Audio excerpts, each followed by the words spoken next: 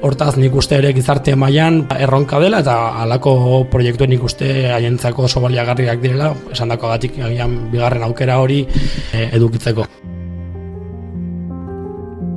Horregatik, kirola ez da hemen helburua, baizik eta bitartekoa. Entrenamenduetan kirola tresna eraginkorra izan daiteke gazteekin hainbat gaitasun lantzeko. Errespetua edo autokontrola kasu. Horixe ikertzen ari dira. Guk lan egiten dugu neurri izan dituzten gazteekin eta guk entrenamenduak egiten ditugu. Orain arte Intergolen futbolekoak izan dira, soilik. Guk bai ulertzen dugu momentu hau transitorio bezala, zeren helburua beren ingurunetara hurbiltzea dela, baina momentu horietan haiek bakarrik futbolan aritzen dira, futbola kasu honetan aitzakia da. Bertan lantzen duguna, badira errespetuzko izaerak, badira autokontrola, bada lantaldea, bada seguraski igual momentu horietan ez daude gune normalizatuetan aritzeko moduan, ez daudelako prest, eta guk bai uste dugu gune hauetan hori landu dezakegula. Guk entrenamenduetan 3 helburu jartzen dizkiegu. Alde batetik barra egitea, beste batetik zaintza beti erdigunean jartzen dugu, bai haien artean eta baita ere gure artean, eta azkenik ondo pasatzea. Berdin zaigu futbola maila edo kirol maila zein den, onak diren, txarrak diren.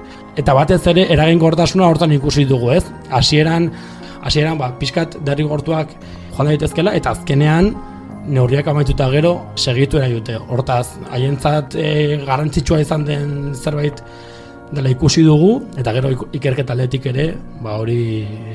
Argi dago proiektu hau ez dela borondate honezko ekimen isolatua. Atzean ikerketa dago, metodologia dago, eta hezitzaile zein gazteen testigantzak jaso dituzte. Horrek sendotu egiten du ikuspegi soziala. Ikerketa garatzeko elkarrizetak egin ditugu, bai hezitzaileei, berriztuko hezitzaileei, ez bakarrik Nafarroan, baizik eta baita ere Bizkaian eta Gipuzkoan, eta baita ere gazteei. Hau oso garrantzitsua iruditzen zaigu, gazteei entzutea, askotan ez zaie aukera ematen hitz egiteko, eta emaitzak oso positiboak dira, alde batetik ohitura positibo bat egiten ari direlako, kirola berez osasunarentzat oso positiboa da, eta hau eginda beste ohitura txarrak haientzat ekiditen dituzte, ez? Hau oso ohikoa izaten da. Nik badakidanean bihar futbol entrenamendua daukadala, igual atzo inkluso eren egun, ez ditut porrak hartzen edo ez dut alkohola edaten, zaindu behar naiz. Orduan, alde horretatik, zuzenean osasun aldetik oso positiboan zerbait lortzen dugu. Eta gero, batez ere ikuspegi sozial honetatik abiatuta, autorregulazio horretan, emozio horretan. Haientzat ere askotan erreferente edo haien pendiente dagoen norbait edukitzea ez da erraza, hortaz. Errekonozimendu hori, naiz eta kartzelan egon edo haientzat ere oso importantea da, eta gero batez ere harremanak egiteko eta sareak zabaltzeko oso garrantzitsua da. Eta hezitzaileen ikuspuntutik hori ere oso argi dute. Eta oso argi daukagu ere, hau ez dela helburu finala nolabait Intergol edo proiektu txiki honekin amaitzea, baizik eta helburua haien ingurunetara zabaltzea da, eta nolabait ere gero erronka izango da gizartea prestatzea gazte hauekin lan egiteko, klubetan, gimnasiotan, edozein elkarteetan, Javier Entzina eta Odei Sarasa ikertzaileekin batera, proiektua indartzeko pausuak ematen ari dira orain. Kirol gehiagotara zabaldu behar dute egitasmoa eta zaugarritasun egoeran dauden beste gazte batzuei zuzentzeko asmoa dute.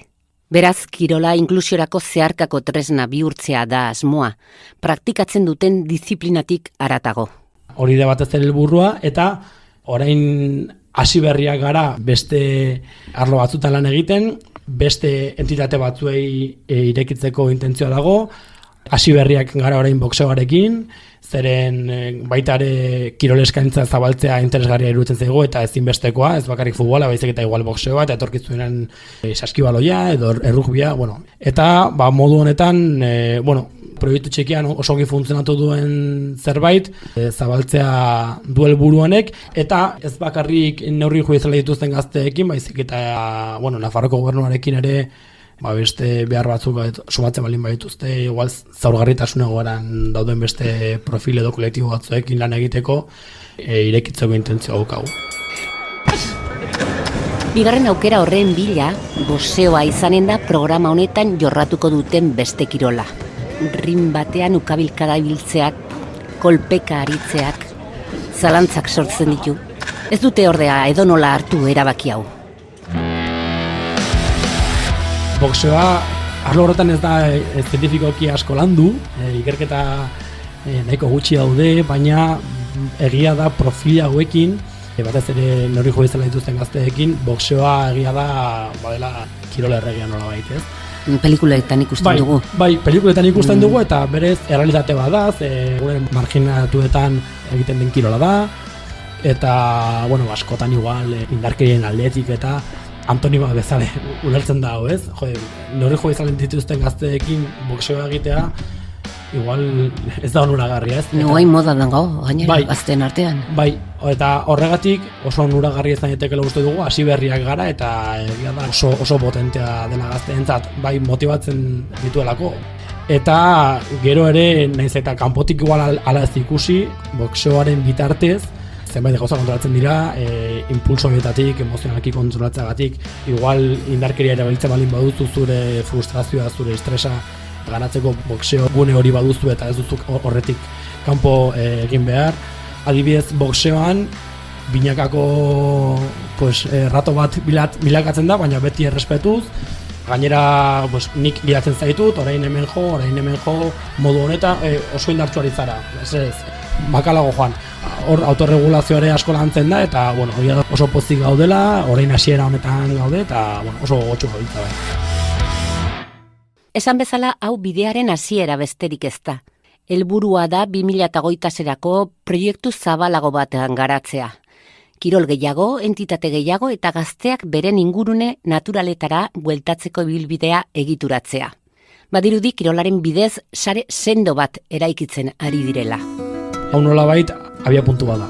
Orain gure intentzioa da 2026erako proiektu zabalago bat aurkeztea, kirol eskaintza zabaltzea, entitate gehiagoi zabaltzea, etorkizunera begira edo buran ditugun fase horiek gazte hauek beren ingurunean esartzeko, prozesu hori nolabait egituratzea dugu buruan, itxura hona dauka, baina ikusiko dugu eta batez ere nupen ikuspegitik tesia atzetik, bertan diagnosi bat egiteko, baina ez da bakarrik diagnosia, baizik eta proposamenak garatzeko eta batez ere ebaluazio bat egiteko, ez? Hortaz, ikerketa, praktika eta eboluzioa hartzen duten proiektuak ez dira asko oraingoz gure inguruan.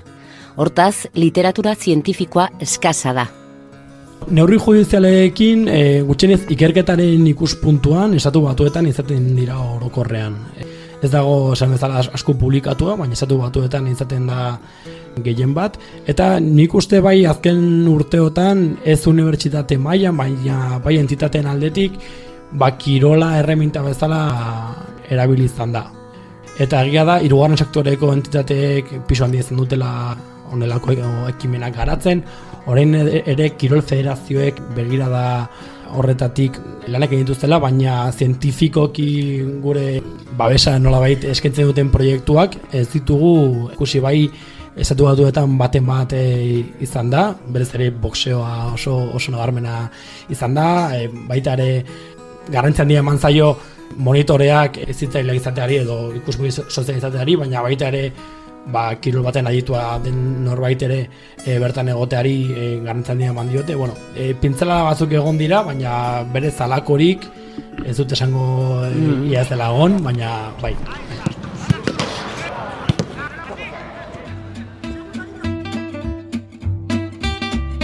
Baloi bakoitzak, korrika bakoitzak eta gol bakoitzak historia bat darama atzean.